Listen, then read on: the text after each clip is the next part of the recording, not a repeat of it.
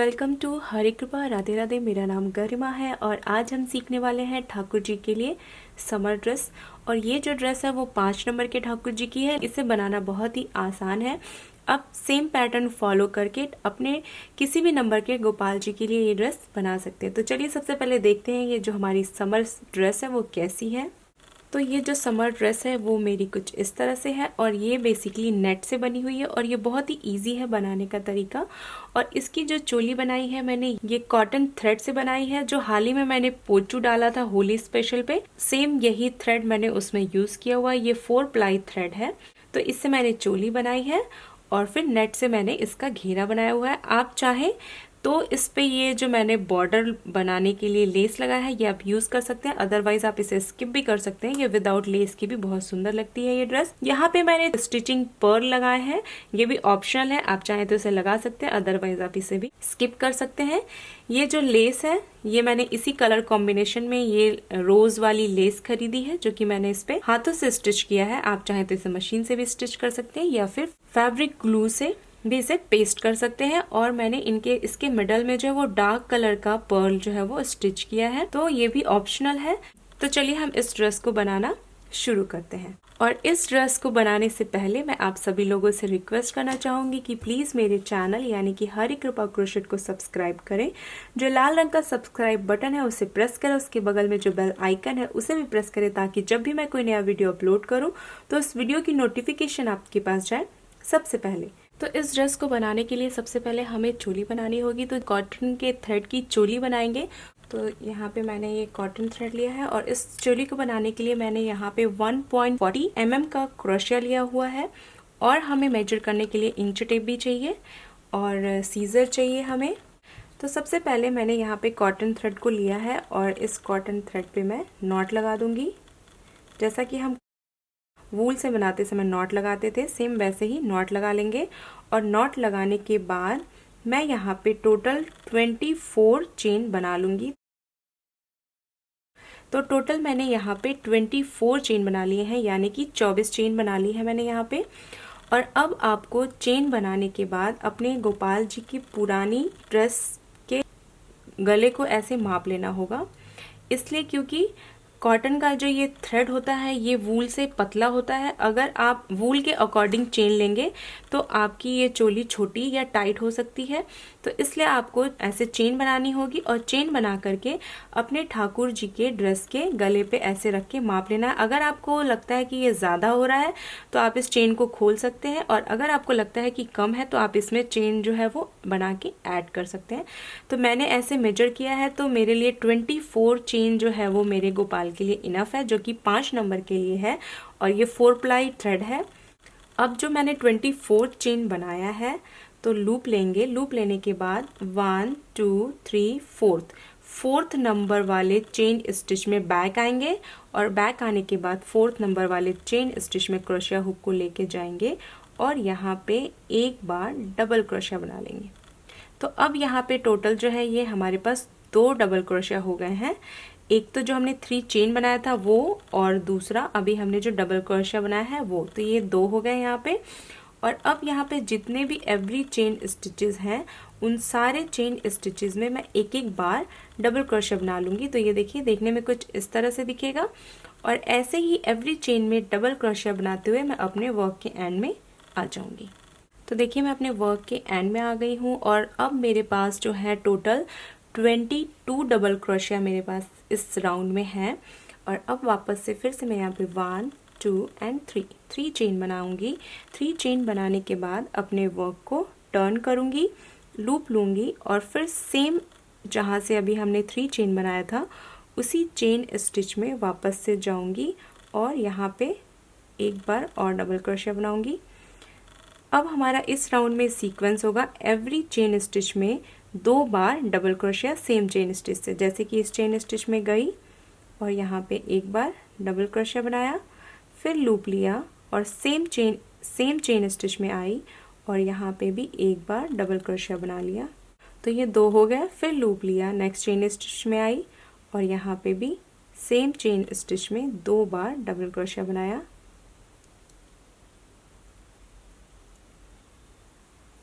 तो ये देखिए ये देखने में कुछ इस तरह से दिखेगा। ऐसे ही पूरे इस राउंड में एवरी चेन स्टिचेस में से दो बार डबल क्रोशिया बनाते हुए अपना ये राउंड जो है वो कंप्लीट करूंगी। तो देखिए मैं अपने वर्क के एंड में आ गई हूँ। एवरी चेन स्टिचेस में दो बार डबल क्रोशिया बनाने के बाद लास्ट में जो हम लोगों ने यहाँ पे 3 चेन बना करके एक डबल क्रोशिया बनाया था, उस चेन स्टिच में भी हमें एक बार डबल क्रोशिया बनाना है। तो ये देखिए उस चेन स्टिच में मैंने एक बार डबल क्रोशिया बना लिया।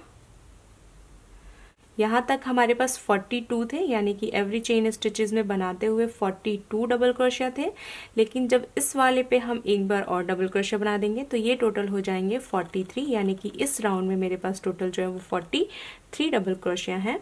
और अब यहाँ पे फिर से 1 2 3 चेन बनाएंगे, अपने वर्क को टर्न करेंगे, लूप लेंगे और जहाँ पे अभी हमने 3 चेन बनाया है सेम उसी चेन स्टिच में वापस से जाएंगे और यहाँ पे फिर से एक बार और डबल क्रोशिया बना लेंगे। तो ये 2 माने जाएंगे।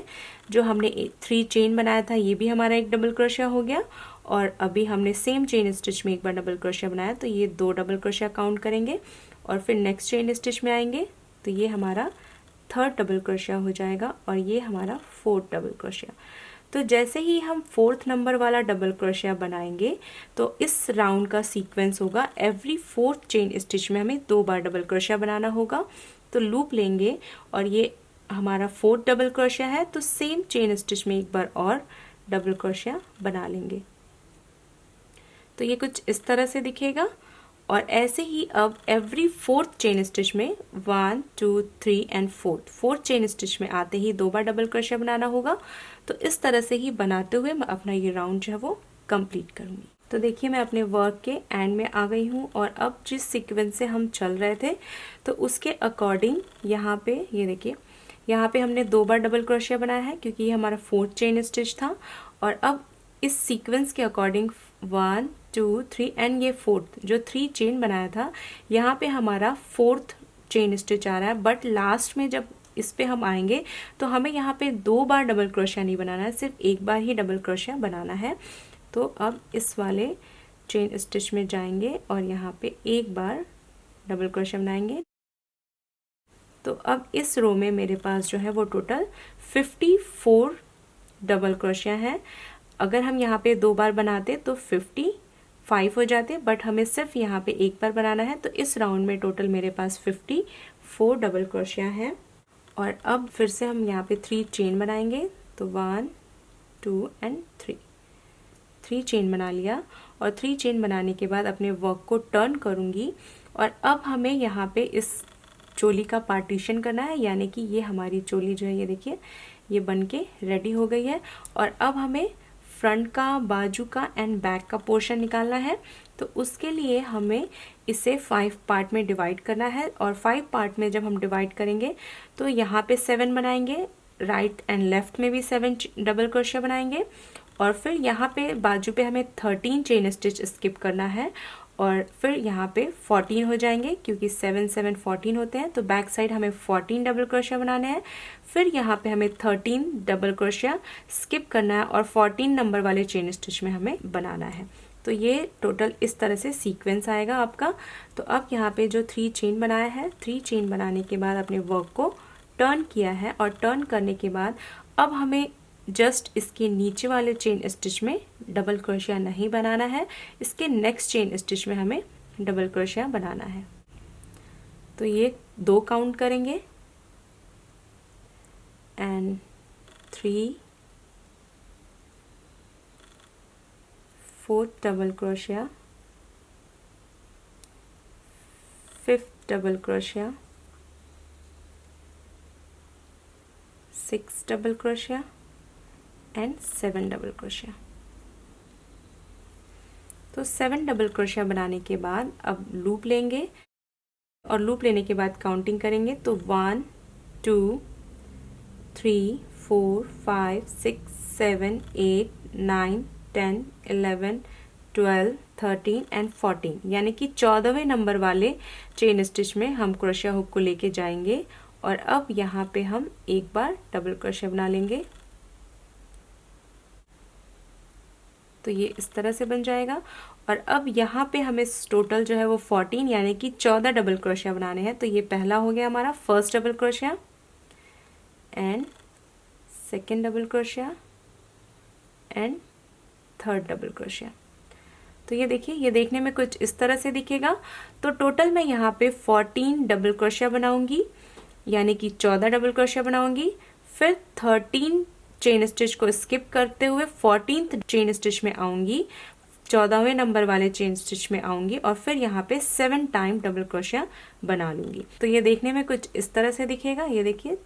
और इस तरह से बनाते हुए मैं अपना ये राउंड जो है वो कंप्लीट करूंगी। तो देखिए मैं अपने वर्क के एंड में आ गई हूँ। और अगर यहाँ पे चेन स्टिच में हम बनाते हैं तो टोटल हमारे यहाँ पे 6 डबल क्रोशिया बनते हैं, लेकिन जो 7th नंबर का डबल क्रोशिया बनेगा हमारा, वो यहाँ पे जो हमने 3 चेन बनाया हुआ था उस चेन स्टिच के मिडल में लेके जाएंगे और यहाँ पे एक डबल क्रोशिया बनाएंगे, तब जाके ये हमारा यहाँ पे टोटल 7 डबल क्रोशिया हो जाएगा यहाँ पे। और अब फिर से हम यहाँ पे 1 2 एंड 3 चेन बनाएंगे, अपने वर्क को टर्न करेंगे और टर्न करने के बाद इसके जस्ट नीचे वाले चेन स्टिच में भी हम एक बार डबल क्रोशिया बनाएंगे। तो ये 2 3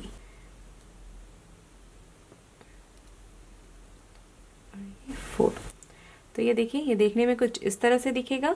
और ऐसे ही एवरी चेन स्टिचेस में एक एक बार डबल क्रोशिया बनाते हुए मैं अपने वर्क के एंड में आ जाऊंगी। तो देखिए मैं अपने वर्क के एंड में आ गई हूँ और इस लास्ट वाले राउंड में टोटल मेरे पास जो वो 29 डबल क्रोशिया है, यानी कि टोटल 29 डबल क्रोशिया है मेरे लास्ट राउंड में। 29 इसलिए हो गया है क्योंकि यहाँ पे मैंने सेम चेन स्टिच में 2 बार बना दिया था, अदरवाइज यहाँ पे 28 आते, क्योंकि थ्रेड हमारा पतला होता है। अगर मैं यहाँ पे नहीं बनाती तो यहाँ पे एक ब्लॉक दिखना शुरू हो जाता, इसलिए मैंने यहाँ पे बनाया। तो ये 29 हो गया, यानी कि 29 डबल क्रोशिया लास्ट राउंड में। और अब हमारी ये जो चोली है वो बन करके रेडी है। तो इस तरह से चोली बनाने के बाद अब हमें इसमें सिर्फ नेट लगाना है और उसे स्टिच नहीं करना है। तो बेसिकली अब हमें नेट लगाने के लिए यहाँ पे चेन बनाने होंगे। तो चेन बनाने के लिए सबसे पहले हमें इसे यहाँ पे ज्वाइंट करेंगे, यानी कि first second third chain stitch में इसको ले जा करके और यहाँ पे पहले से ज्वाइंट कर देंगे। तो ये थर्ड चेन स्टिच में मैं इसको लेके गई और यहाँ पे स्लिप स्टिच से कनेक्ट कर दिया। तो ये हमारी चोली कनेक्ट हो गई है। इतना बनाने के बाद आप अपने गोपाल के चोली से नाप लीजिए या गोपाल को पहना के देख लीजिए। अगर आपको लगता है कि और बड़ी होनी चाहिए तो आप एक राउंड और बना सकते हैं। जैसा कि मैंने बोला है कि ये थ्रेड है, ये पतला होता है कंपेयर टू वूल, तो इसलिए अगर आपको छोटा लगता है तो आप इसके नीचे एक राउंड और बना सकते हैं। और अब बारी आती है फ्रिल बनाने के लिए, नेट से फ्रिल बनाने के लिए। तो फ्रिल बनाने के लिए हम यहाँ पे 6 चेन बनाएंगे। तो जहाँ पे अभी हमने ज्वाइन किया है वहाँ से हम 6 चेन बना लेंगे। तो 1 2 3 4 5 6, यानी कि 6 चेन बना लिए हमने। और 6 चेन बनाने के बाद यहाँ पे जो नेक्स्ट चेन स्टिच है उस चेन स्टिच में ले जाके और इसको यहाँ पे एक सिंगल क्रोशिया बनाते हुए यहाँ पे कनेक्ट कर देंगे। तो यहाँ पे ये ऐसे आपका ब्लॉक की तरह बन जाएगा। और अब यहाँ से फिर से हमें यही प्रोसेस करना होगा कि 1 2 3 4 5 एंड 6 चेन बनाना होगा। और 6 चेन बनाने के बाद उसके नेक्स्ट चेन स्टिच में ला करके और यहाँ पे इसको एक सिंगल क्रोशिया बना के ज्वाइन कर देना है। फिर से 1 2 3 4 5 6 चेन बनाया और 6 चेन बनाने के बाद फिर से इसके नेक्स्ट चेन स्टिच में ले आएंगे और यहाँ पे इसे एक सिंगल क्रोशिया से ज्वाइन कर देंगे। तो ये हमारा कुछ इस तरह से दिखने लगेगा। तो ऐसे ही मैं 6 चेन बना के नेक्स्ट चेन स्टिच में ज्वाइन करते हुए अपना ये राउंड जो है वो कंप्लीट करूँगी। तो देखिए मैं 6 चेन बनाते हुए अपने वर्क के एंड में आ गई हूँ। और यहाँ पे लास्ट में आने के बाद सिर्फ यहाँ पे एक बार ही बना करके हमें रखना है, यानी कि वापस से फिर से 6 चेन बना करके और इस वाले में लाके हमें जॉइंट नहीं करना है। ये देखिए यहाँ पे एक जो जॉइंट का चेन है उसे हमें छोड़ देना है, उसमें हमें नहीं बनाना है।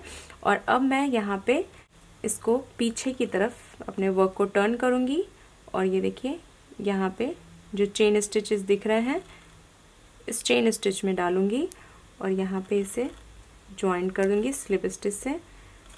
और फिर यहाँ पे कट कर दूँगी, कट करके यहाँ नॉट लगा दूँगी और ये जो हमारा पोर्शन है इसे मैं एडजस्ट कर दूँगी इसमें, ताकि ये देखने में बुरा ना लगे और फिनिश दिखे। तो अब हमारी ये जो चोली है वो कुछ इस तरह से दिखेगी। और अब हमें इसमें फ्रिल्स लगाने हैं। यहाँ पे ये ब्लॉक्स की तरह आपको दिख रहे हैं, इन सारे ब्लॉक्स में हमें फ्रिल बनाने हैं। तो ये फ्रिल जो है, जैसे इसमें फ्रिल्स आपको दिख रहे हैं, इस तरह से हमें फ्रिल बनाना है ताकि ये ड्रेस हमारी कुछ इस तरह से दिखे। और इस फ्रिल को बनाने के लिए मैंने यहाँ पे ऐसा वाला नेट यूज़ किया है। तो ये 6 इंच चौड़ा है और मेरा जो गोपाल का ड्रेस है यहाँ से लेकर के यहाँ तक, तो ये देखिए ये टोटल जो है वो 5 इंच का आ रहा है। तो बेसिकली हमें 10 इंच लंबा रखना है। तो इसकी जो लंबाई रखनी है हमें नेट की, वो हमें 10 इंच रखनी है और 10 इंच पे मैं निशान लगा लूँगी। तो देखिए मैंने इस तरह से टोटल मेरे में जो लूप्स बने हैं वो टोटल 27 बने हैं, यानी कि 27 लूप्स के लिए मैंने यहाँ पे 27 10 इंच के पीसेस कट कर लिए हैं। और अब कट करने के बाद यहाँ पे देखिए मैंने बाकी सारे पीसेस को इसके अंदर जो है वो अच्छे से नॉट बना के डाल लिया है। तो ये हमारी जो ड्रेस है वो कुछ इस तरह से दिख रही है। और अब ये जो बचे हुए मैं आपको बताती हूँ इसमें हमें कैसे इसे डालना है। ऐसे लेने हैं और फिंगर से इसको ऐसे फोल्ड करना है। फोल्ड करने के बाद ये इक्वल होना चाहिए जो यहाँ पे आपका आए, और सेम ऐसे ही हाथ को नीचे लेके जाना है और इसे इक्वली ऐसे फोल्ड करना है। तो ऐसे इक्वली फोल्ड करने के बाद ड्रेस के चोली के ऊपर साइड से, यानी कि ये चोली का, ये देखिए ये चोली का ऊपर वाला साइड है, ये जो लूप हमने बनाए हुए हैं इस लूप के अंदर इसको पहले ऐसे डालना है और फिर इसको ऐसे खींचना है। और इसको जब हम ऐसे अंदर की तरफ पुल कर लेंगे, और अब ये देखना है कि ये दोनों एजेस जो है वो आपस में इक्वल हैं कि नहीं। तो ये देखिए ये मेरे एजेस जो है वो आपस में परफेक्ट इक्वल हैं। यहाँ पे मैंने अपने फिंगर को अच्छे से होल्ड करके रखा हुआ है। इक्वल होने के बाद इसको ये देखिए ऐसे रखना है। रखने के बाद इसको अंदर की तरफ डालना है और डालने के बाद इसको अंदर की तरफ डाला। और अब ये जो दो हमारे नेट के फोल्ड हैं इन्हें हमें ऐसे हल्के हल्के से पुल करते जाना है। ये देखिए पुल कर लिया। पुल करने के बाद यहाँ पे ये नॉट बन गया है हमारा। फिर आपको पहले फर्स्ट वाले को करना है हल्का सा और फिर सेकेंड वाले को। ये देखिए यहाँ पे भी बिल्कुल इक्वल हो जाएंगे इस तरह से। एक बार और देखिए, ये पीस मैंने लिए। पीस को लेने के बाद आपको ऐसे फिंगर से इक्वली ऐसे फोल्ड करते जाना है। इक्वली यहाँ पे फोल्ड कर लिया। इक्वली फोल्ड करने के बाद यहाँ पे ऐसे फिंगर को रखना है और फिर हमें ऐसे नीचे की तरफ लाना है और इन दोनों को आपस में इक्वल कर देना है। इक्वल करने के बाद जो हमारा फोल्ड का एज है इसे ऐसे पकड़ना है। पकड़ने के बाद ये देखिए चोली के साइड से, यानी कि ये चोली है, चोली की साइड से हमें डालना है, ना कि नीचे से डालना है। चोली की साइड से हमें इसे लूप को लेना है। और ये लूप जब यहाँ नॉट बना रहे होंगे तो ये जो दूसरा वाला लूप है वो उसके अंदर चला जाता है, तो इसको हमें अच्छे से बाहर की तरफ निकालना होगा। और ये आप जब नॉट बना लें तो आपको ईजिली दिख जाएगा। फिर अब ये देखिए यहाँ से हम इसमें डाला हमने और इसको हम पुल करते जाएंगे। पुल करने के बाद यानी कि अंदर की तरफ से ये देखिए अब इसमें हमने फिंगर को डाला और अब फिर से हम श्योर हो जाएंगे कि ये दोनों एजेस जो हैं हमारे वो इक्वल हैं। अब ये हमारे दोनों एजेस जो हैं वो इक्वल हैं, तो ऐसे फिंगर को थोड़ा सा हम टाइटली खींच के ऐसे रखेंगे और फिर ये देखिए इक्वली ऐसे किया और फिर इसके अंदर हमने इन दोनों को डाला और फिर डालने के बाद इसको हम पहले ऐसे खींचेंगे और फिर पहले हल्का सा फर्स्ट और फिर उसके बाद सेकेंड। तो ये हमारा नॉट इक्वल जो है दोनों, ये देखिए दोनों इक्वल हो गए हैं हमारे। ये देखिए दोनों इक्वल हैं। और अब फिर ये देखिए उसके बगल वाला जो उसके अंदर चला गया तो इसको हम बाहर की तरफ खींचेंगे। तो ऐसे ही बनाते हुए मैं बाकी के जो मेरे 3 लूप बचे हुए हैं, इन तीनों लूप में भी ऐसे ही मैं इस नेट को लगा लूँगी। तो देखिए मैंने इसमें सारे फ्रिल्स को ऐसे अच्छे से लगा लिया है। अब ये जो हमारे यहाँ पे सारे नॉट्स हैं, इन्हें हमें सीक्वेंस में करना है। तो सीक्वेंस में करने के लिए मैंने पिंक कलर का ही थ्रेड लिया है और निडल लिया है। और अब मैं इस ड्रेस को बैक साइड से ऐसे पलट दूँगी और पलटने के बाद से बस हमें इन सारे नॉट्स को सिर्फ एक सीक्वेंस में करना है। और सीक्वेंस में करने के लिए ये देखिए मैंने एक नॉट में यहाँ पे डाला और नॉट हमारा जो है बिल्कुल प्रॉपर होना चाहिए। ये देखिए नॉट जो है वो बिल्कुल प्रॉपर ऐसे होना चाहिए, यानी कि ये नॉट ऐसे होना चाहिए, ये ऐसे ना टर्न होना चाहिए ना ऐसे होना चाहिए। जैसे हम लोगों ने लगाया है सेम वैसे ही ये नॉट होना चाहिए। इसमें हमने निडल को ऐसे नॉट के दूसरी तरफ से निकाला और फिर दूसरे वाले नॉट को भी हम ऐसे सीक्वेंस में करेंगे और इसको भी इस सीक्वेंस में डालेंगे और फिर इसे निकालेंगे। फिर थर्ड वाले को, यानी एवरी नॉट्स को हमें प्रॉपर बस एक सीक्वेंस में करना है ताकि वो टर्न ना हो। ठाकुर जी को जब हम पहनाएं तो ड्रेस जो है वो प्रॉपर वे में दिखे। और फिर ऐसे ही मेरे जितने भी नॉट्स हैं सारे नॉट्स को ऐसे निडल से लगाते हुए और ऐसे, तो ये कुछ इस तरह से इसको ऐसे हम पुल करते जाएंगे। तो जब पुल करेंगे तो ये देखिए ये सारे एक साथ सीक्वेंस में आ गए हैं। जो इस तरह से थोड़े से अप एंड डाउन हो रहे हैं वो बिल्कुल एक सीक्वेंस में हो जाएंगे। तो आप जब ठाकुर जी को ड्रेस पहना रहे होंगे तो आपको इन्हें अरेंज करने की जरूरत नहीं होगी। ये देखिए ये ऑटोमेटिक आपके ऐसे हो जाएंगे। अब ऐसे ही मैं सारे नॉट्स को आपस में कनेक्ट करते हुए निडल से इसे अच्छे से स्टिच कर लूंगी। तो देखिए ये आपस में सारे जो है स्टिच होने के बाद पीछे से ये हमारा कुछ इस तरह से सीक्वेंस में दिखेगा, यानी कि जो हमारे नॉट्स इनप्रॉपर दिख रहे थे अब ये आपको प्रॉपर वे में दिख रहे होंगे। और मैं यहाँ पे अब इसे नॉट लगा करके और इस निडल को मैं यहाँ पे कट कर दूंगी। 2-4 बार यहाँ पे नॉट लगा दूंगी ताकि ये बाद में खुले ना हमारा। अब देखिए ये सारे नॉट्स जो है वो बिल्कुल प्रॉपर वे में हो गए हैं। और मैंने जो है अब इसमें लेसेस लगा दिए हैं जिससे कि ये फ्रिल्स जो है वो इस तरह के फ्रिल में कन्वर्ट हो गए हैं।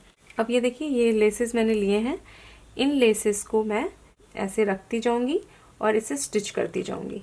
तो पहले निडल से स्टिच करना होगा आपको और उसके बाद आप चाहें तो मशीन से भी इसे स्टिच कर सकते हैं, लेकिन आप निडल से करेंगे उससे भी स्टिच ये बहुत अच्छे से हो जाएगा। ये देखिए ऐसे रखती जाऊंगी और फिर इसे स्टिच करती जाऊंगी।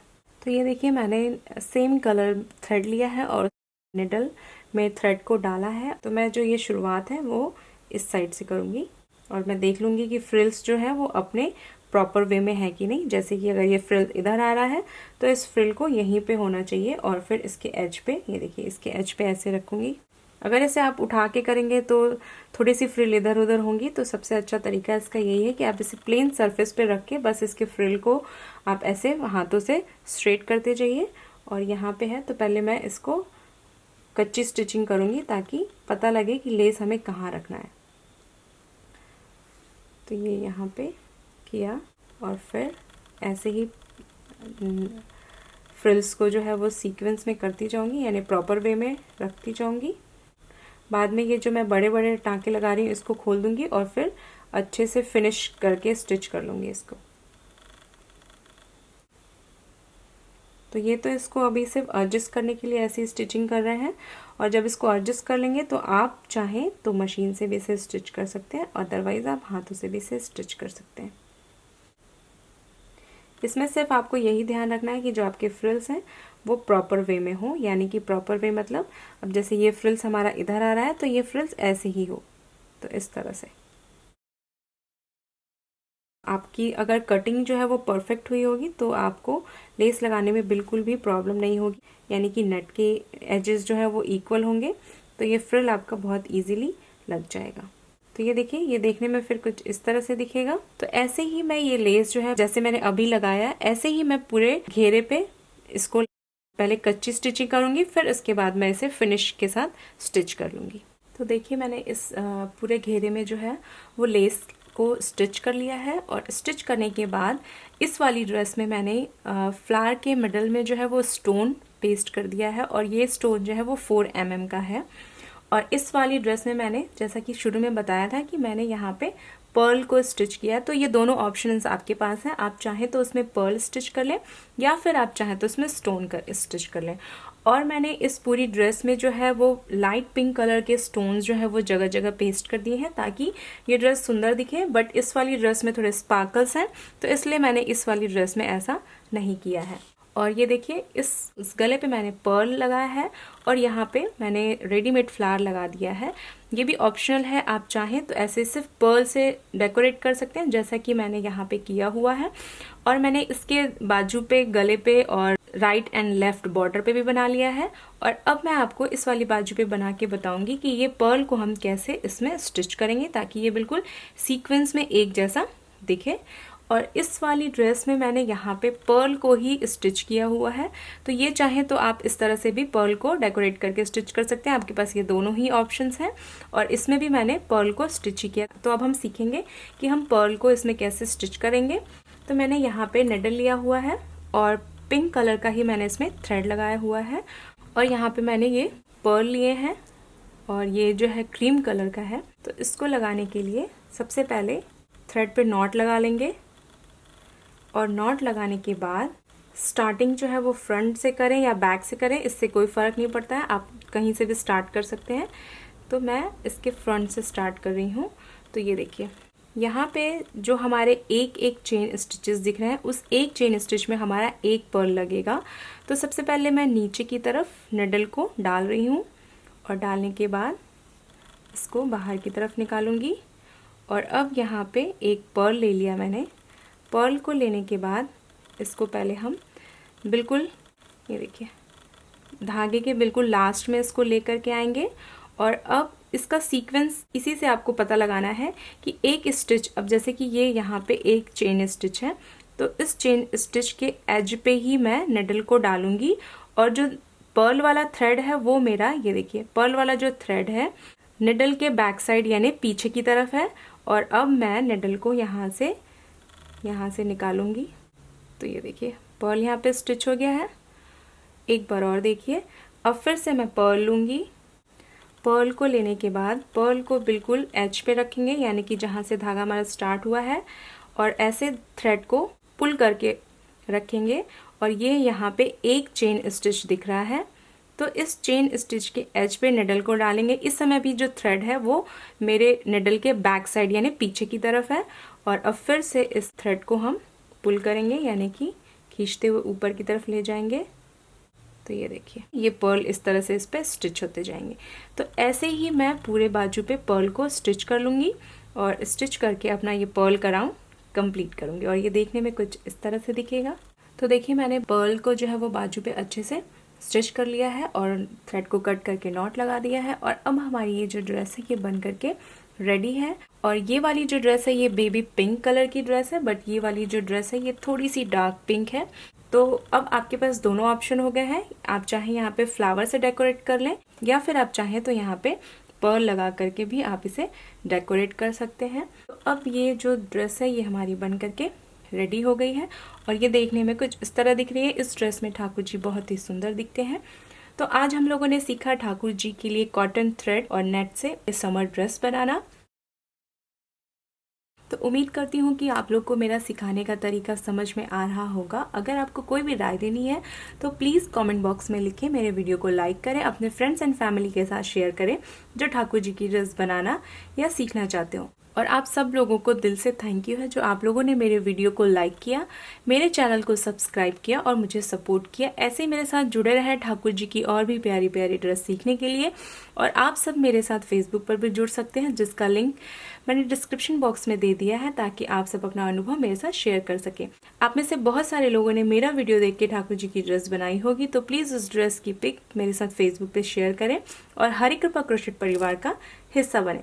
तो इसी तरह से खुश रहिए, प्रैक्टिस करते रहिए, ठाकुर जी के लिए बहुत प्यारी प्यारी सी ड्रेस बनाते रहिए। मैं फिर मिलती हूँ आपसे अपने नेक्स्ट वीडियो में। तब तक के लिए take care and bye bye.